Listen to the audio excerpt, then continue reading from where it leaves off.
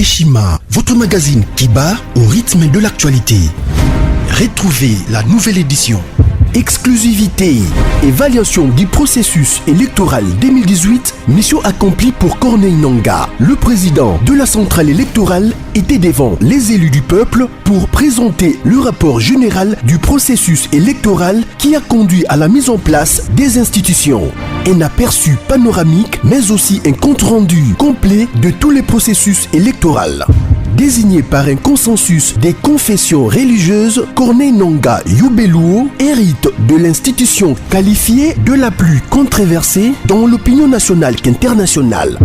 Jouissant d'une expérience en matière électorale de près de 20 ans, dont plus de la moitié passée au sein de la centrale électorale congolaise, Corneille Nangaa Yobeluo présentait inéluctablement les profils idéaux pour diriger la CENI. La révolution de la machine à voter, une innovation qui a permis l'organisation inédite et la fiabilisation des résultats des scrutins directs combinés présidentiels, législatifs nationaux et provinciaux de décembre 2018. Aujourd'hui, personne n'en dédie le bon fonctionnement. Corneille Nangaa est considéré aujourd'hui comme acteur majeur de l'alternance. Focus économie. En vue de faciliter la traçabilité, de lutter contre la fraude et la corruption, la Direction générale des impôts, DGI, numérise la procédure de déclaration et paiement d'impôts. Sonas, Bonyeme Ekofo soutient le leadership féminin au sein de son entreprise. Découverte. Après 3 décennies dans le travail législatif, Christophe Lutundula intègre l'exécutif national. Zoom sur la gratuité de l'enseignement primaire. Qu'en restait-il? À lire également les alliances, atouts et faiblesses de la politique en RDC. Zlekaf, que gagnerait la RDC? CPI, l'illusion d'une justice internationale équitable. Culture, Mwanankazi, un statut familial particulier. Retrouvez l'intégralité du magazine Eshima dans les kiosques. Eshima Magazine, un nouveau standard d'information. Assal a répliqué ma propos. Alors, le rapport Mamping n'est pas un rapport des experts congolais. Nous avons des preuves. Nous avons des preuves. Jean-Marc Kabounda expliquez-moi bien. Alors, président de la pays est payé. Pour nous discipliner pour que le bateau ne parle pas. Nous avons été nous bateau tellement confusion. Ce que vous avez place au qui était. Mais Zonata Simatala ta place au outil. Peut-être que vous avez moins intelligence. Bonjour, Bandeko Nyonso, Balanda Kabiso, Nakati ya Basango Congo. Bonjour, Bandeko Nyonso, Batindera Biso, ba remarque, ba suggestion. Peut-être comme la perfection et la communication. Peuple Nyonso, na niveau Nyonso, Azali à comprendre message na Biso Ezalakanini. Merci na ba remarque. On est vraiment ensemble pour nous communiquer bino les informations réelles en temps réel. L'autre chose, c'est que j'ai abordé la réplique musclée du président de la République face aux propos de Paul Kagame, où il s'agit qui baisse dans les réseaux sociaux, tantôt opposition et haine, attaquer comme est-ce que Kagame, Oyo, a sali ba crime na Congo, rapport Mamping et Bimi, mais à quel en France, na réunion na Bango, Oyo, il y a financement des économies africaines Bakendaki. Oh, Paul Kagame a été invité à Gekolo-Bakuna. Il n'y a aucun crime commis en République démocratique du Congo. Et silence, il y a président de la République, Félix Tshisekedi, et créé qui m'a baise. Batebele Balobi, comment est-ce que Gekolo Fatia ça n'a pas dit, mais attaqué Boyazo le baté. Comment na bateau bakoyi kolobate na bateau baza averti à Lukuta. Babandi Koloba. Ils se croient qu'ils sont avertis, mais ils ne sont pas avertis. Ils croient au silence du président Félix Tshisekedi que c'est un homme faible, or qu'il n'est pas faible. Ils croient que ça la déclaration, la radio, la télévision, même la chaîne internationale, ils croient que c'est ça l'intelligence, or que ça orgé. Mais moi te dis que non, lelo, to yana bandekoyo, ba compatriote ya solo. Bato balata esprit nationaliste. Bato baza ba congolais solo bana posa mboka na bango kende liboso baza na posa mboka na bango ezonga na kati ya ba concert des nations. Et c'est lui to expliquer bango plusieurs fois le président Macron a attaqué le système, il y a gestion d'État, il y a Poutine, plusieurs fois. Mais Poutine a tigala ko réagir. A tigala ko réagir. Mais Macron a attaqué. Mais un jour, Bakutanaka, entre Poutine et Macron, la réalité, le lobby clair, que nous allons aborder le sujet qui fâche. Oh, Batakaka Poutine, mais Poutine a répondu à côté. Bon, on a maintenant la différence entre un enfant bien éduqué et celui qui n'a jamais été éduqué. C'est ça la différence entre Félix Tshisekedi et les autres. Vous manifestez l'impolitesse politique en public. C'est ça l'intelligence même. Et n'a pas moins intelligence c'est pratiquement impossible. Moi, je peux gérer les choses publiques. Félix Tshisekedi ne parle pas. Comment est-ce qu'on a attaqué Denis Mukwege qui est en train de réparer nos filles, nos mamans tuées par les massacres à l'est de la République démocratique du Congo. Mais cet homme de Paul Kagame, un homme criminel, a attaqué Denis Mukwege, a attaqué les massacres en République démocratique du Congo. Mais le président de la République qui est là au niveau de la France ne veut pas répliquer. Maintenant, je suis là sur la chaîne Remède de Kinshasa pour vous expliquer mot par mot l'attaque ou la réplique très musclée du président de la République, son Excellence Félix Antoine Tshisekedi Tshilombo, président congolais, au propos de Paul Kagame. Ce que vous voyez, politique était bâti kaka. Ce que vous voyez, politique était bâti kaka. Oh, le Martin Fayulu comme il y a une association de malfaiteurs naïe. Et comme Kindoki, ce n'est même plus la politique. Kindoki, nous avons la guerre. On décrète état d'urgence. Lui dit non, pas état d'urgence. Il faut marcher pour soutenir. Mais en attendant l'Est, c'est quoi Martin Fayulu avec vous? Paul Kagame sort. Or que Moutomayel, un homme averti le Kolabiso. Bah propos, il y a Paul Kagame. Dans la chaîne internationale, ils ont déjà début à jugement à Paul Kagame, cher monsieur. Et ça déjà début à jugement naïe. Début à jugement Paul Kagame et bandit déjà kaka. Na interview oyo, ba journaliste ba pesi. Alors président de la République a mis en silence naïe. A répliqué ma propos. Alors le rapport Mamping n'est pas un rapport des experts congolais. Mais c'est le rapport des experts des Nations Unies. Ce n'est pas aux médias que je peux répondre à mon frère Paul Kagame. Ça, c'est quelle intelligence, son Excellence Félix Tshisekedi. Je ne peux pas utiliser les médias. Ça, c'est Félix Tshisekedi. Moi, je ne peux pas utiliser les médias pour répondre à mon frère. Ça, ce n'est pas l'intelligence.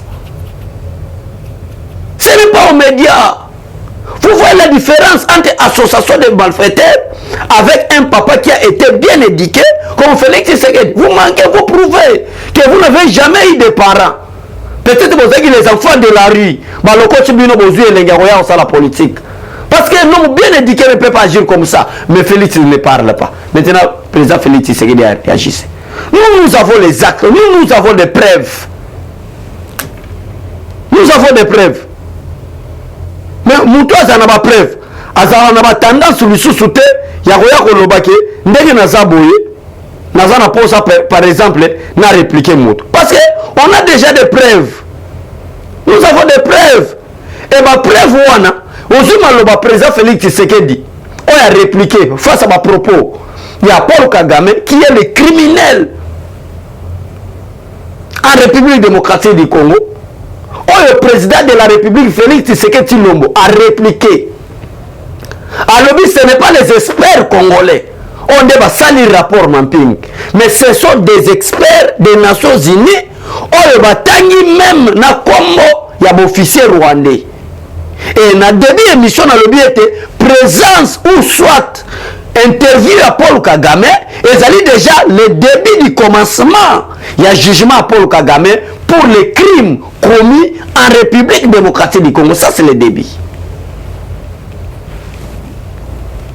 C'est le début.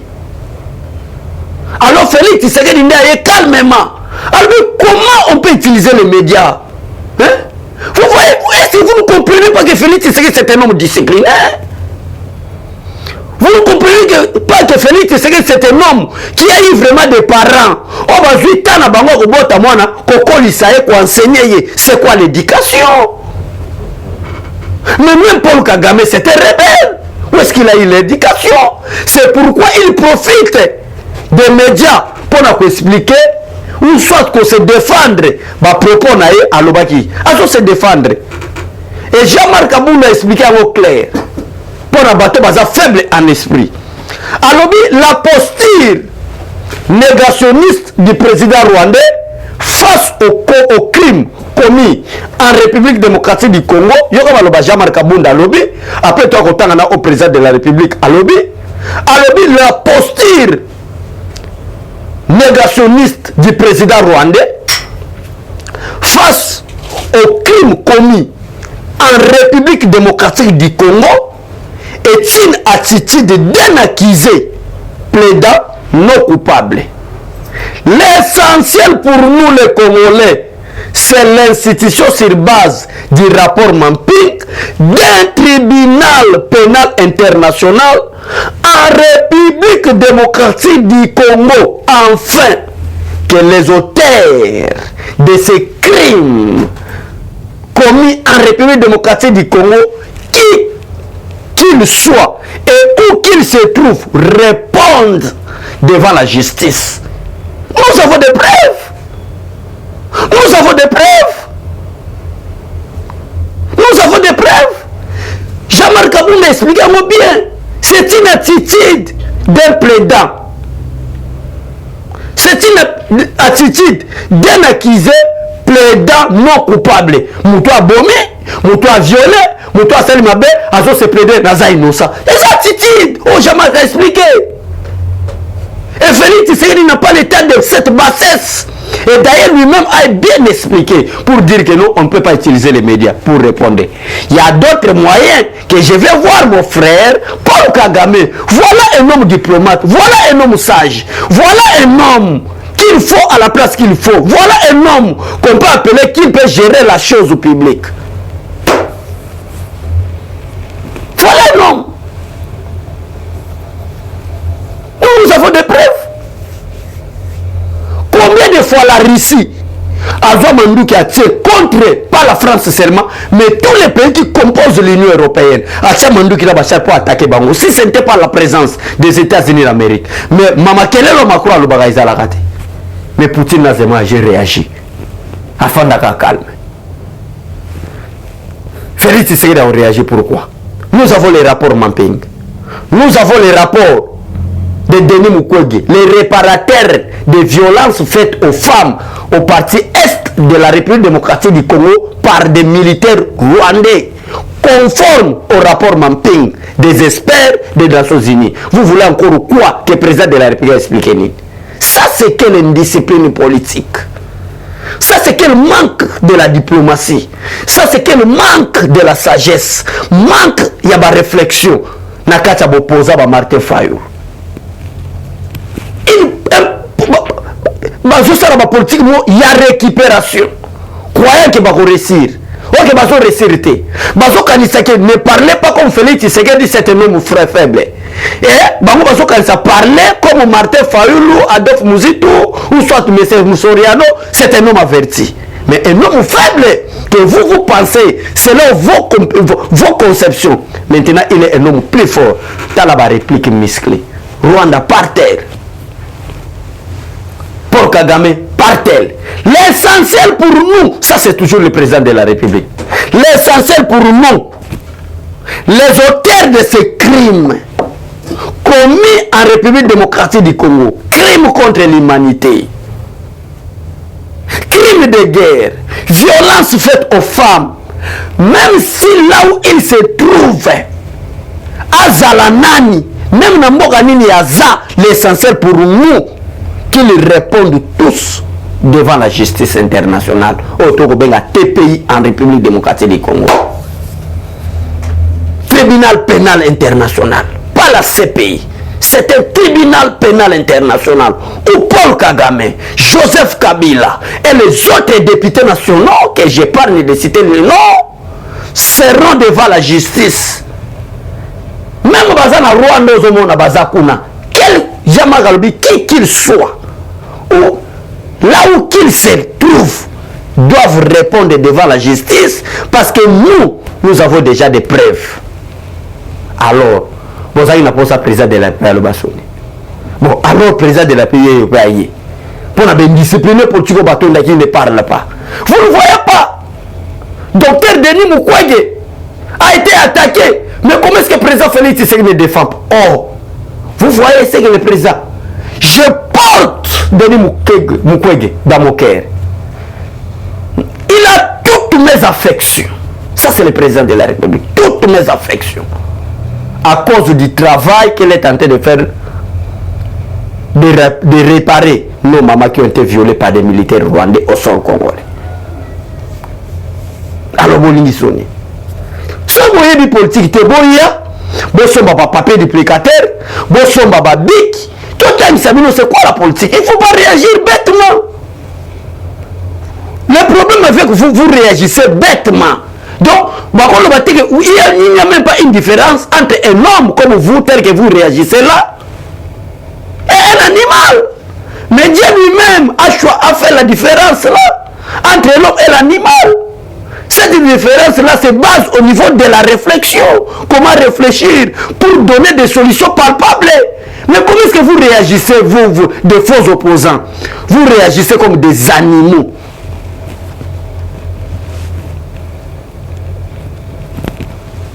Vous réagissez comme des animaux, sans la sagesse, moins encore sans intelligence. Vos langages manquent la diplomatie. Et vous croyez que vous êtes des hommes avertis. À cause d'un manque d'intelligence, manque de sagesse, vos propos sortent avec manque de la diplomatie. Et vous croyez que vous êtes des hommes avertis, plus que le président de la République. Non, détrompez-vous, cher Messie. Détrompez-vous.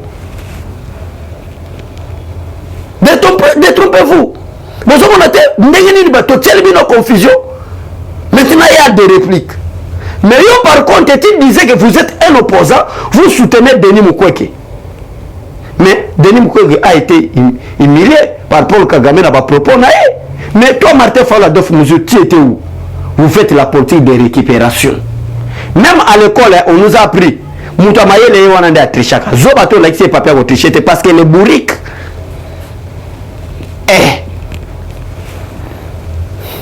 Voilà.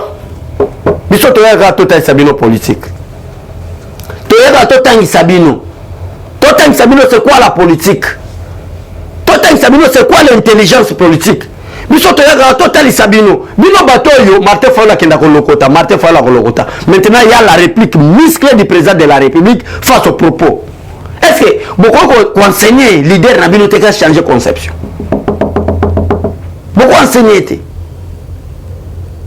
En 2012, Joseph Kabila au Rwanda va poser Joseph Kabila aux États-Unis. 2012. Parce que Congolais a bossé dans mon histoire. Il y a un moment donné, tout le peuple congolais. Place nini to uti, place nini to xali, peuple ici nini to zokende. De to zonga moi sima.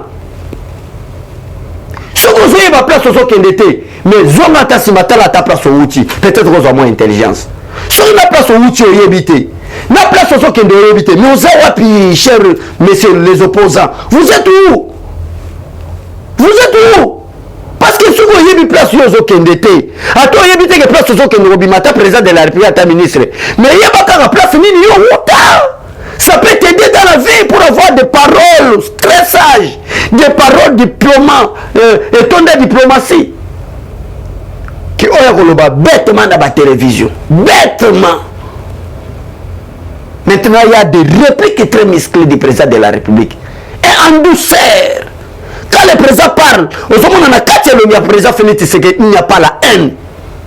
C'est l'intelligence qui sort.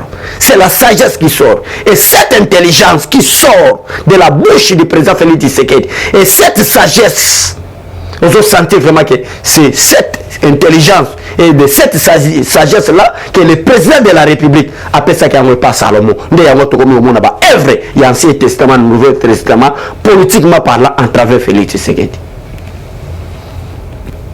À travers Félix Tshisekedi. Tout le monde chaos. Président de la République, Azolobate, Akolobanini, attaque clair. Les médias ne sont pas liés, Il y a aussi là-bas compte. Il y a aussi là-bas règlement des comptes. Ce n'est pas aux médias. Les médias, nous sommes là pour avertir le peuple congolais. Pour donner les programmes du gouvernement. Pour expliquer au peuple congolais là où ça va et là où ça ne va pas. Pour enseigner l'éveil patriotique. Pour enseigner l'esprit patriotique. Pour enseigner l'esprit nationaliste. Pour enseigner le peuple congolais l'esprit patriotique. Les médias ne sont pas là liés des règlements des comptes. C'est ça l'intelligence que Tshisekedi nous a appris. Et l'opposition aussi n'est pas là un monde de règlements d'ordre intérieur. Que je suis là en opposant, je vais régler mes comptes. Non. Vous êtes là, vous avez un rôle. Vous êtes reconnus par les lois de la République en tant que les opposants. Mais faites des choses par rapport à cette loi-là. Mais vous êtes sans de bon sens, sans humanisme. Vous faites des déclarations sans... Donc, ma déclaration, ils ont sagesse, ils ont intelligence, ils ont la diplomatie dans Maloba. Le président de la République a mettre tout le monde d'accord. Et le meilleur président du monde. Quand on fait en opposition, c'est l'UDPS qui était le meilleur parti politique de l'opposition. Qui combattait sans armée, sans lance-roquette, sans violence. Tu as décidé de dire non, la politique à violence est fout à gâter. C'est le parti politique au monde qui n'a jamais touché les armes. Même aujourd'hui, Nelson Mandela est un monument africain. Mais son parti, où tu as touché Minduki, Bomana, c'est le parti au monde. Ça, c'est l'histoire. Et c'est le côté même l'histoire au monde. C'est l'UDPS. L'objectif, c'est la lutte, mais sans violence. Nulle part ailleurs. Et tout comme il a pouvoir, même des journalistes impolis attaquent le président de la République. Le président va enseigner c'est quoi la démocratie au monde.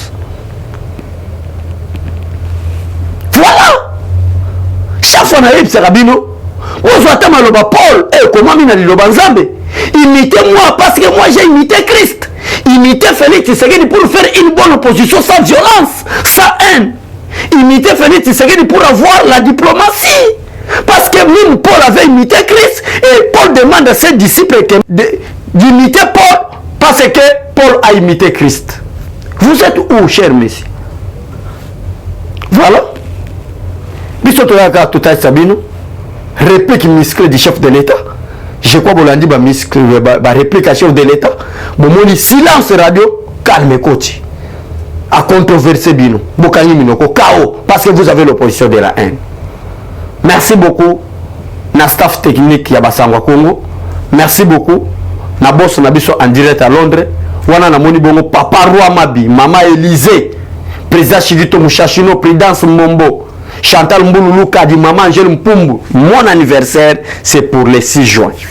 Vos chansons, vos souhaits me feront du bien. Que Dieu bénisse la République démocratique du Congo. Que Dieu bénisse les peuples congolais. Pourquoi pas Jackie des Progrès, Jacqueline Elungu. Bonjour et bye bye.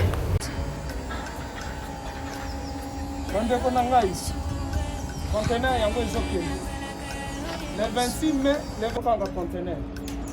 Le conteneur chaque mois. Donc, next ekozala le 26 mai. Olingo tinda velo. Mutuka. Lise aussi au Kani. Biloko tout pour même cannabis. Benga biso. Comme ça, toya. So même biloko tout tinda la Congo.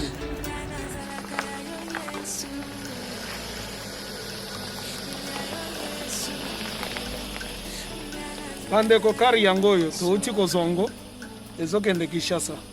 Ozana mutuka pesa biso ezoke. Merci. Le 26 mai, mosusu ekwende. Il y a 2021 otosana. Donc tosala ka chaque mois. oza besoin na carton benga biso biso ya monene yango moyenne yango oyo moyenne yango na carton na biso ya moke eza na 3 dimensions oyo nyonso olingi otinda benga biso tozozwa bavelo tozozwa bavalise mituka tozozwa donc eloko tu tozomema na Kinshasa. Merci beaucoup. Mutuka, vélo, salon, biloko ndako, biloko tout tozomema. Donc, vous hésitez que bobenga biso tozala na pona ko